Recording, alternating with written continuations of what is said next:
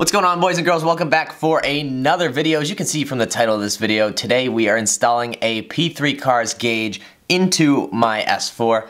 This was provided by my friends over at Eurotuning, and they actually have a special sale going on these P3 gauges right now. The details will be on the screen, and you can check the product right at the link at the top of the description. Anyway, let's get this opened up. I am pretty excited about this. It's been on my list for a while. And of course, Eurotuning packs this really well, so this is gonna take forever. I'll be right back. Now in the box here, they've also included this beautiful Eurotuning lanyard. We also have a set of Eurotuning valve stems, which is pretty cool. I've never seen anything like this. Of course, we have a Eurotuning air freshener. I believe this is a windshield banner. No, it's not. Why would it be a windshield banner, Eli? This is where the actual gauge lives, the little screen, so this keeps it safe. I don't know why I thought it was a windshield banner. We also have a track pack interface for the gauge, so we can track 0 to 60 along with IATs and stuff like that. We do have a CTS Turbo boost tap for the car, and what this is going to do is allow us to run boost pressure to the gauge. The first step is just going to be to pop this dash trim out here. Oh, come on now. There we go. Alright. All the way over here, there's a cable that holds the hazard switch in that I guess we could undo, but I'm just going to put it up here.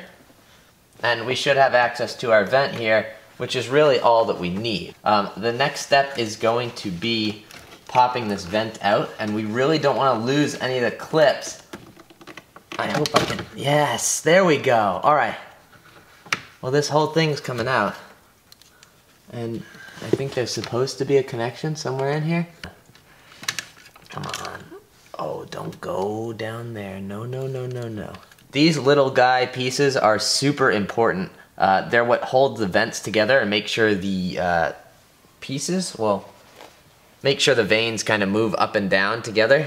If you lose these, you're in trouble. So don't lose these. That's what the internet says, at least. So this is the actual gauge that's going to show up in the car. That's what's going to fit inside the dash. It's got this cable connected to it that will actually end up threading down through this vent and into the fuse box area, which will then put the big body in the fuse box area and ultimately run it to the OBD2 port, and that's what this will get data from.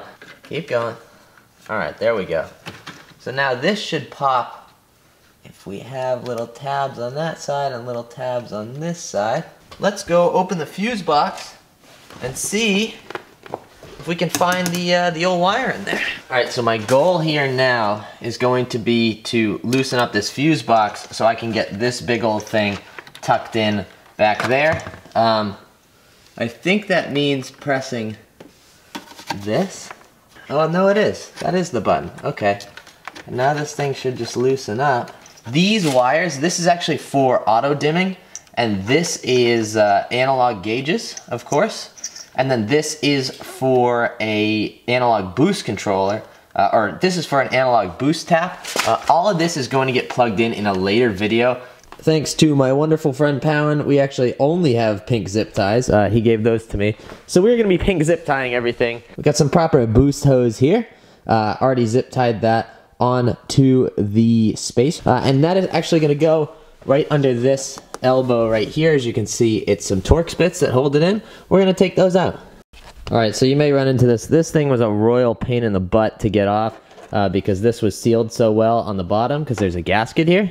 And then it was also sealed really well to this. Alright, well, the boost tap is in there now, a nice little pink zip tie.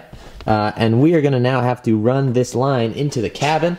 So I went ahead and removed the rain tray already. We're going to remove this 13mm bolt, move this guy out of the way, and we should be able to get to the ECU. This is the filler neck. This thing sucks to get out. I would recommend definitely lubing it up with some WD-40 on the way out. And make sure you don't drop this guy in there. Shout out to my buddy Rick for that tip. This thing sucks. That's a horrible design.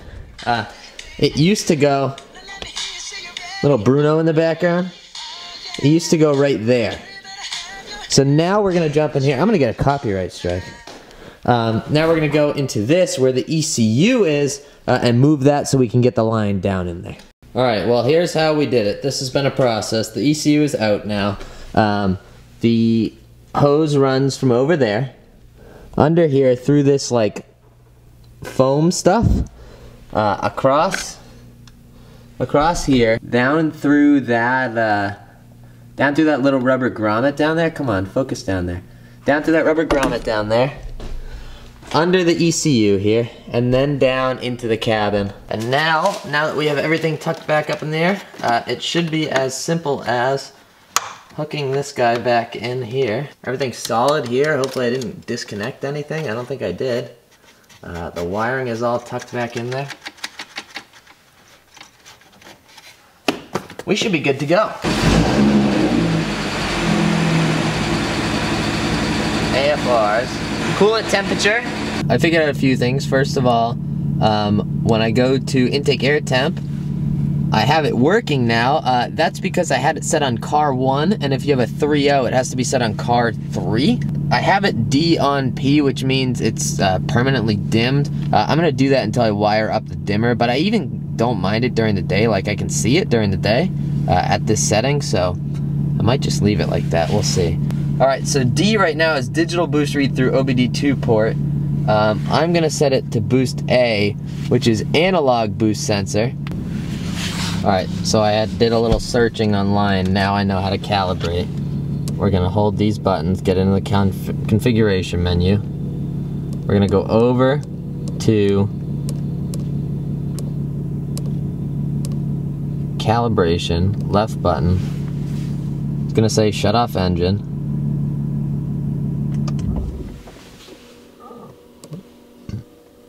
Then we're gonna tap 1. It's calibrating now. My poor neighbors are gonna hate me. I say this in every video, but my neighbors really are gonna hate me. I know, we get a code.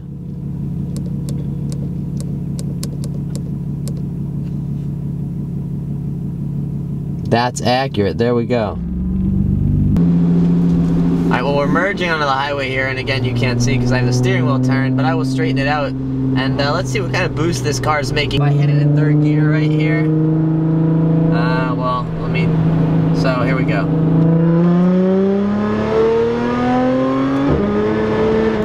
About 20 PSI, 19 to 20, I saw 19.9 there. We can actually recall the peak. 20.2 is the peak that we saw. It's RPMs.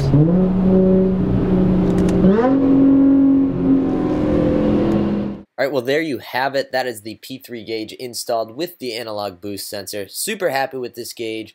It seems to work really well. Again, a huge thanks to my friends over at Eurotuning for supplying the gauge. If you are interested in one, make sure to hit them up before the 5th of January of the new year to get yourself a gauge and a $30 discount. As always, thank you guys for watching. Go out there and spread some positivity, and I will catch you guys in the next video.